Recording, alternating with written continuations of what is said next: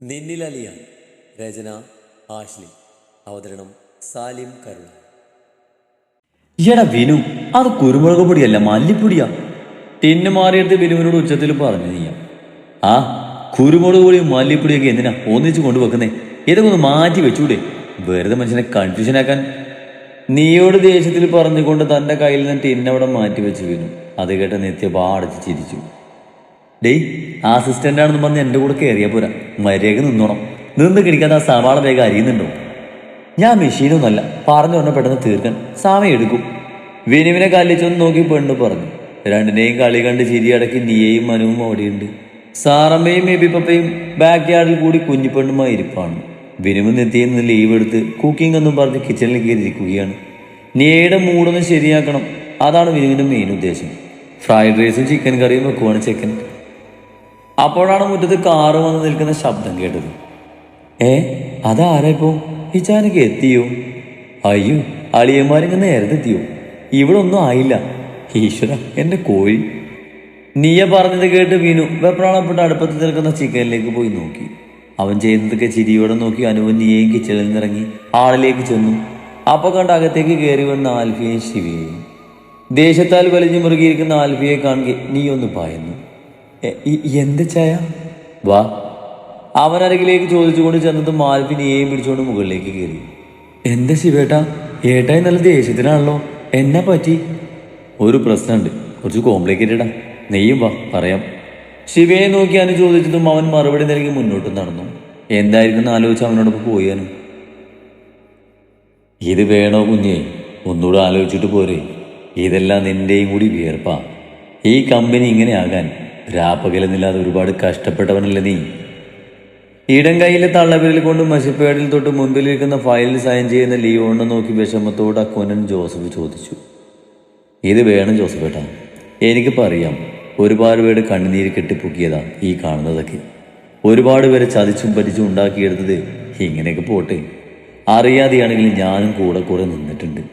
ആ പാവം ഇനിയും ചുമന്നുകൊണ്ട് നടക്കാൻ വയ്യ. പേപ്പറിൽ സൈൻ ചെയ്ത് ജോസഫിനെ നിർവികാരമായി നോക്കി ലിയോൺ പറഞ്ഞു. ദാ, ഈ പേപ്പേഴ്സ് എല്ലാം ഇന്ന് തന്നെ ജോസഫേട്ടൻ ഇൻകം ടാക്സ് ഓഫീസിൽ എത്തിക്കണം.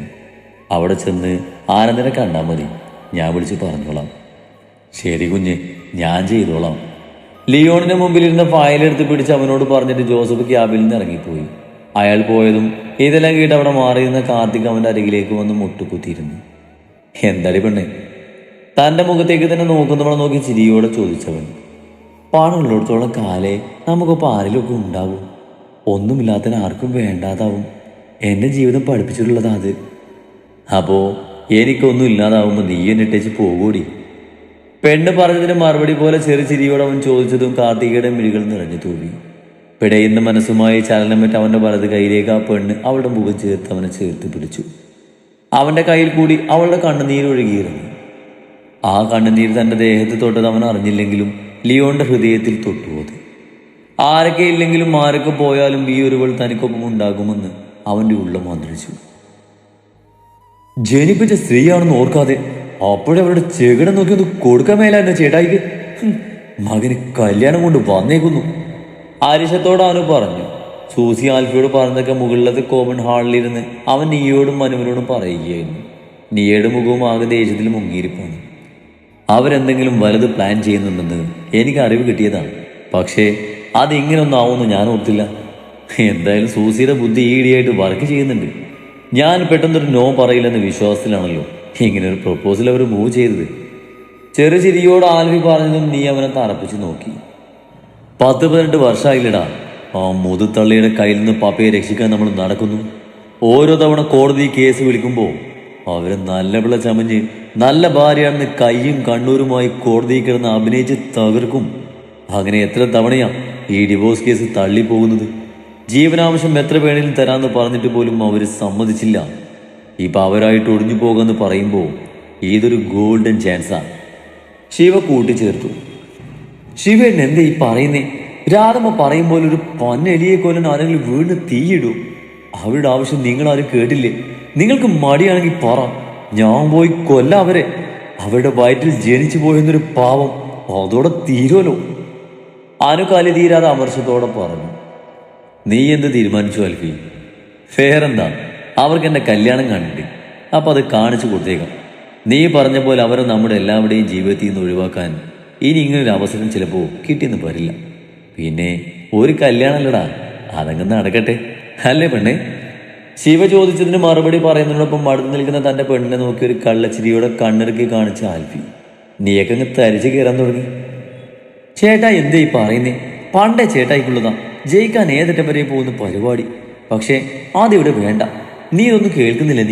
നിനക്കൊന്നും പറയാനില്ലേ? ആൽഫി പറഞ്ഞത് കേട്ട് ദേഷ്യം വന്നാലും നീക്ക് നേരെ തിരിഞ്ഞു ചോദിച്ചു. ഞാനെന്ത് പറയാനാ? തീരുമാനം മുഴുവൻ നിന്റെ ആങ്ങളെടുത്തില്ലേ? അല്ലെങ്കിൽ അഭിപ്രായം പറയാൻ ഞാൻ ആരാ? ആരുമില്ലല്ലോ. നിങ്ങളെല്ലാരും കൂടെ എന്താന്ന് വെച്ചാൽ തീരുമാനിച്ചാൽ മതി, എന്നെ നോക്കണ്ട. തികട്ടി വന്ന ദേഷ്യത്തിൽ ആൽഫിയെ നോക്കി ചുണ്ടു കൂർപ്പിച്ച് പറഞ്ഞ് നീയെ വെട്ടിത്തിരിഞ്ഞ് അവിടുന്ന് പോയി. ആൽഫിക്ക് ചിരി പൊട്ടി. കണ്ടോ ഷോ, അവൾക്ക് വിഷമായി. നീയെ പോകുന്നത് കണ്ട് തിരിഞ്ഞ് അവൾക്കൊപ്പം പോകാൻ നോക്കി അനുവിനെ. നീക്കടി പുല്ലേ അവിടെ എന്നും പറഞ്ഞ് ശിവ പുറകിൽ നിന്ന് പിടിച്ചു നിർത്തി അവനെ. അപ്പോഴേക്കും ആൽഫി ഓടിയിരുന്നു അവൻ്റെ പെണ്ണിന്റെ പിറകെ. അല്ലെങ്കിൽ എപ്പോഴും അങ്ങനെയാ, തൊടുന്നിടം ജയിക്കണം. എന്ത് ചെയ്തു മാരെ വിഷമിച്ചിട്ടാണെങ്കിലും ആലോചിക്കുന്ന കാര്യം നടക്കണം. ചെയ്യട്ടെ, എന്തെന്ന് വെച്ചാൽ ചെയ്യട്ടെ, എനിക്കെന്നാ? ആൽഫിയോടുള്ള ദേഷ്യം വാക്കുകളിൽ പിറുപിറുത്തുകൊണ്ട് സ്പീഡിൽ നടന്നു നീങ്ങ. സ്റ്റെയറിംഗിൽ താഴേക്ക് പോകാൻ തുടങ്ങിയതും പെട്ടെന്ന് അവളെ പിന്നീന്ന് അരയിൽ കൂടി കൈവട്ടം പിടിച്ച് പൊക്കിയെടുത്ത് നെഞ്ചിലേക്ക് ചേർത്തു. ആ അവന്റെ പെട്ടെന്നുള്ള പ്രവൃത്തിയിൽ അവൾ നീങ്ങി. അപ്പോഴേക്കും അവളെയും പൊക്കിയെടുത്ത് റൂമിൽ കയറ്റി വാതിലടച്ചിരുന്നു ആൽഫി. വിടെന്നെ. ആൽഫിയുടെ കയ്യിൽ കിടന്ന് കുതറി നീയ. എവിടെ അവനുണ്ടത് ഏൽക്കാൻ? ഒരു കയ്യിലായി നീയെ ചേർത്ത് പിടിച്ച് മറുകൈയാൽ വാതിൽ ലോക്ക് ചെയ്ത് ചെക്കി. ദേ ഇച്ചായ, എന്നെ വിട്ടെ, എനിക്ക് അടുക്കളയിൽ പണിയുണ്ട്. ആ ചെക്കൻ എന്നെ കാട്ടുകൂട്ടും മുന്നേ എനിക്ക് പോണം. അതും പറഞ്ഞുകൊണ്ട് വീണ്ടും കുതറിക്കൊണ്ടിരുന്നു. അങ്ങനെ ഇപ്പൊ എങ്ങനെയാ പെണ്ണേ നിന്നെ വിടുന്നേ? ഞാൻ പറയുന്നത് നീ ഒന്ന് കേൾക്ക് എന്നും പറഞ്ഞ് ബെഡിലായി ഇരുന്നു കൊണ്ട് അവൻ അവളെ മടിയിലേക്ക് ഇരുത്തി ഇരു കൈയാലും പൊതിഞ്ഞു പിടിച്ചു. എന്നെ വിടാൻ എനിക്കൊന്നും കേൾക്കണ്ട. അവനിൽ നിന്നും മുഖം തിരിച്ചു നീയ. അവനൊരിക്കലും തന്നിൽ നിന്ന് അകന്നു പോകില്ലെന്ന് അത്രമേൽ ഉറപ്പുണ്ട്. പക്ഷേ അവിടെ വെച്ച് പറഞ്ഞതൊക്കെ കേട്ടപ്പോൾ എന്തോ ഒരു വീങ്ങല്, അറിയില്ല, ഉള്ളിലായി ചെറിയൊരു പേടി. ഓരോന്നോർക്കെ നീയുടെ മിഴികൾ കലങ്ങി. ചിലപ്പോൾ തൻ്റേതെന്ന് മാത്രം വിശ്വസിക്കുന്നവനെ കളിക്ക് പോലും മറ്റൊരു പെണ്ണിന്റെ പേരുമായി ചേർക്കാൻ പോലും ഇഷ്ടമാവാഞ്ഞിട്ടായിരിക്കും. പെണ്ണിൽ കുശുമ്പ് വല്ലാതെ പിരിഞ്ഞു. അതിന് ഞാനൊന്നും പറഞ്ഞില്ലല്ലോടി പെണ്ണെ. ചുണ്ടിലൂറിയ കുസൃതിച്ചിരിയോട് ആൽഫി പറഞ്ഞു. നിങ്ങളൊന്നും പറയും വേണ്ട, എനിക്കൊന്ന് കേൾക്കുകയും വേണ്ട. വിട്ടേ, ഇല്ല രാത്രിയല്ല പട്ടിണി കിടക്കേണ്ടി വരും. ഓ അത് സാരില്ലടി, രാത്രി നീ മനസ്സ് വെച്ചാ മോള് ഉറങ്ങിക്കഴിഞ്ഞ് എന്റെ വിഷമം മാറ്റി തന്നാ മതി. വീണ്ടും കുതിറിക്കൊണ്ടിരുന്നവൾ ആൽഫിയുടെ ഒറ്റ ഡയലോഗിൽ അന്തിച്ചു നോക്കിയവന്. എവിടെ അവിടെ കുറുമ്പ് പിടിച്ച ചിരി തന്നെ. അത് കാണാൻ നിറഞ്ഞു കലങ്ങിയ കണ്ണുകൾ പിടിഞ്ഞ് മുഖത്തേക്ക് രക്തം നിരച്ചെത്തി. എന്തിനോ അവന്റെ വാക്കുകളിൽ ആ പെണ്ണ് പിടഞ്ഞു. അതറിഞ്ഞ പോലെ ആൽഫിയുടെ കൈകൾ അവളിൽ പതിയെ അയച്ച ശേഷം ഇടുപ്പിലായി ചേർത്ത് പിടിച്ചു. എന്റെ പെണ്ണിനൊന്നും കേൾക്കണമെങ്കിൽ ഞാനൊന്നും പറയുന്നില്ല. പകരം എനിക്ക് ചിലതൊക്കെ ചെയ്യാൻ തോന്നുന്നുണ്ട്, ചെയ്യട്ടെ. നീയുടെ കാതിലായി മുഖമമ്പത്തി ചെവിയുടെ പിറകിലായി ചുണ്ടുകൾ ചേർത്തവൻ പതിയെ ചോദിച്ചു. അത്രയും നേരം മനസ്സിനെ ബാധിച്ച സങ്കടവും ദേഷ്യവും ഒരു നിമിഷം അവളിൽ ഉണ്ടായിരുന്നില്ല. കണ്ണിലും മനസ്സിലും ശ്വസിക്കുന്ന ശ്വാസത്തിൽ പോലും ഈ നിമിഷം ഈ ഒരുവൻ മാത്രമാണെന്ന് അവൾ തിരിച്ചറിഞ്ഞു. കാതിടുക്കിലൂടെ ഒഴുകിയിറങ്ങി അവന്റെ ചുണ്ടുകൾ അവളുടെ കഴുത്തിലായി എത്തി നിന്നതും അവളുടെ ഉള്ളു വിറച്ചു. ഉള്ളങ്കാലിൽ നിന്നും പെരുത്ത് കീറിയ വിറയിൽ സിരകളിലെത്തി. പറഞ്ഞോ ഈ ചായ, ഞാൻ കേട്ടോളാം. ചുവന്ന കവളുകളും വിറക്കുന്ന ചുണ്ടുകളുമായി കിരച്ചുകൊണ്ട് അവൾ പറഞ്ഞു നിർത്തിയതും കേട്ടിരുന്നവന്റെ ചുണ്ടുകൾ അത്രമേൽ ഭംഗിയോടെ വിരുന്നു. അടുത്ത നിമിഷം അവൾക്ക് അടുത്ത വാക്ക് പറയാൻ അനുവദിക്കാതെ ആ ചെഞ്ചുണ്ടുകളെ കവർന്നെടുത്തു ആൽഫി. ഒരു നിമിഷം ഏങ്ങിപ്പോയവൾ അവനെ നെഞ്ചിലേത് കൈകളും കൊണ്ട് മള്ളിപ്പിടിച്ച് അവനെ ചുണ്ടുകൾ തരുന്ന ഉന്മാദത്തിൽ അവന്റെ വിരിഞ്ഞ നെഞ്ചിലേക്ക് അവളുടെ കൈകൾ ഓടി നടന്നു. അതിന്റെ സുഖത്തിൽ അവൾ ഒന്നുകൂടി തന്നെ നെഞ്ചിലേക്ക് ഇറങ്ങി അണച്ചു. പെണ്ണിന്റെ ഇരുതളങ്ങളെയും മാറി മാറി ചുംബിച്ചു. പെട്ടെന്നാണ് ഈച്ചായോ പുറത്തുനിന്ന് കഥക് തട്ടിക്കൊണ്ട് വിനുവിന്റെ വിളി കേട്ടത് മാൽവീനിയെയും ഞെട്ടിപ്പിടിഞ്ഞു മാറി. എന്താടാ? അവന്റെ വിളി കേട്ട് ഉറഞ്ഞു വന്ന ദേഷ്യത്തോട് ആൽഫി അലറി ചോദിച്ചു. ചെക്കൻ്റെ മുരളിച്ച കേട്ട് നീയൊക്കെ ചിരി പൊട്ടി. ആളിരിച്ച അകത്ത് കയറിയിരിക്കാതെ നീ ചെയ്യും കൊണ്ട് വേഗം വാ, എന്റെ പെരിപെരിയ റേസും ആയിട്ടുണ്ട്, നമുക്കൊന്നും പിടിക്കാന്നേ. വിനു വിളിച്ചു കൂവി പറഞ്ഞു. മോശയുടെ നല്ല സമയം കളയാനായിട്ട് അവനെ മാറ്റിയെടുത്തൊരു പെരിയല്ല. അയ്യോ ചായ അത് പറയല്ലേ. പല്ലി ഞെരിച്ചുകൊണ്ട് ആൽഫി നല്ല വാക്ക് വിനുവിനെ വിളിക്കാൻ തുടങ്ങിയതും നീ അവന്റെ ബാപ്പത്തി കളഞ്ഞു.